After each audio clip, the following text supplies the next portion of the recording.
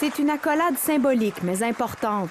C'est la première fois en 75 ans qu'un chef d'État israélien participe aux commémorations à Paris de la rafle du Vélodrome d'hiver, aussi surnommée la rafle du Veldiv. C'était le 16 juillet 1942.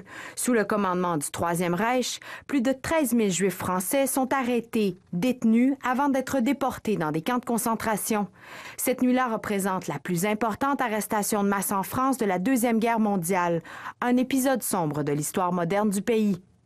Cette invitation pour commémorer ensemble, main dans la main, est un geste très fort.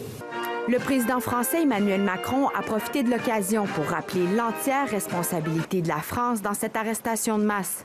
La France, en reconnaissant ses fautes, a ouvert la voie à leur réparation.